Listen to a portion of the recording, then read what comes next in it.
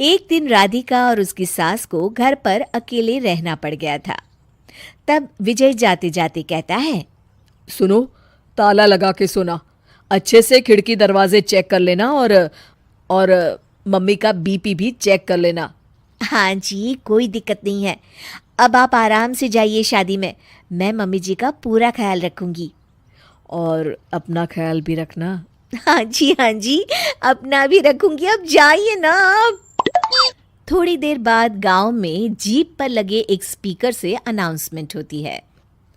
Jeep वाला आदमी कहता है, सुनिए सुनिए, गांव में चोरी होने की वारदातें काफी बढ़ गई है, इसलिए सावधानी बरतें। अपनी खिड़की दरवाजे सही से बंद कर लें। अरे राधिका, सुना तुमने? मुझे तो बड़ी घबराहट हो रही है। नहीं मम्मी जी, आप घबराइए मत, मैं हूं ना। मैंने सारे खिड़की दरवाजे बंद कर दिए हैं, और कुछ भी होता है तो पुलिस का नंबर तो है ही मेरे पास। अच्छा, मेरी तो सांसें तेज चल रही है बेटा।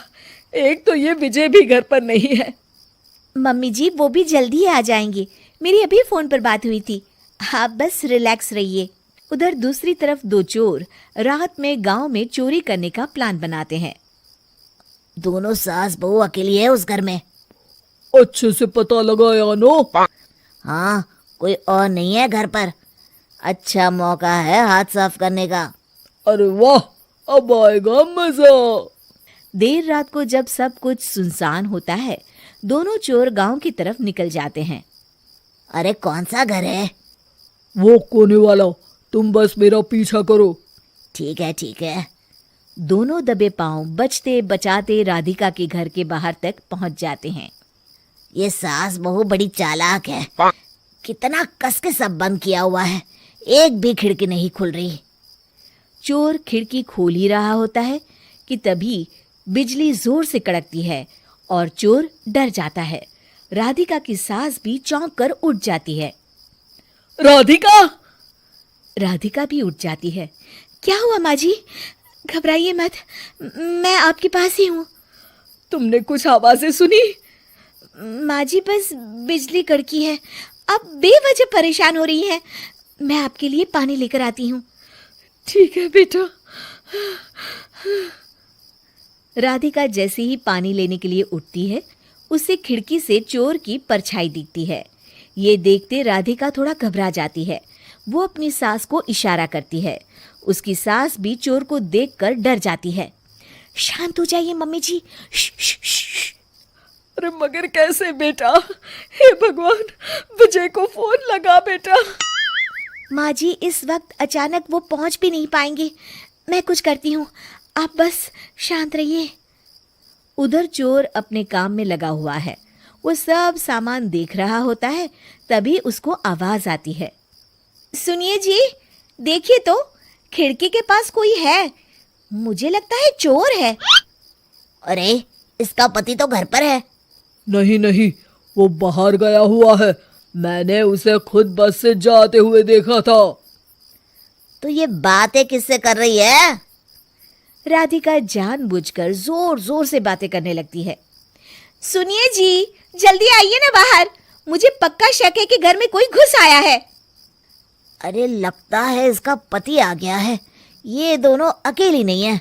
भोलू की जानकारी तो गलत थी, भागो। चोर घबराकर जल्दी जल्दी बाहर की ओर भागने लगते हैं। तभी एक चोर का पांव फिसल जाता है, मगर वो फिर से जल्दी से खड़ा होकर भागने लगता है। वो गली के कोने तक पहुंचने ही वाला होता है कि पुलिस उसको पीछे से आके पकड़ लेती है। अरे रुको तो, किधर भाग रहे हो दोनों? कब से तुम दोनों की तलाश थी हमको? साहब, छोड़ दो हमको साहब। हमने कुछ नहीं किया।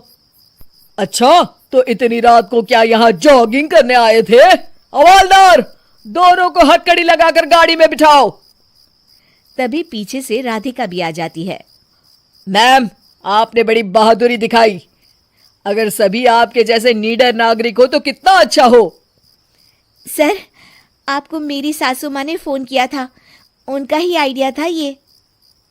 हाँ, और चोर को डराने का आइडिया तो राधिका का था। बहुत ही समझदार और निडर है मेरी बहू। चलिए, आप दोनों का ही बहुत बहुत शुक्रिया। आपने इन चोरों को पकड़वाकर देश की मदद की है। और हाँ, पुलिस स्टेशन आकर अपना इनाम जरूर से ले लीजिएगा। और अगले दिन विजय शहर से आ जाता है। वो अखबार में तस्वीर देखता है जिसमें राधिका और माँ इनाम ले रहे होते हैं। माँ, आपको कोई चोट तो नहीं आई है ना? अरे ना बेटा ना, जब तक राधिका साथ है तकलीफ कैसी। राधिका, तुम ठीक तो हो ना? I am so proud of you Radhika, तुम बहुत ही समझदार हो।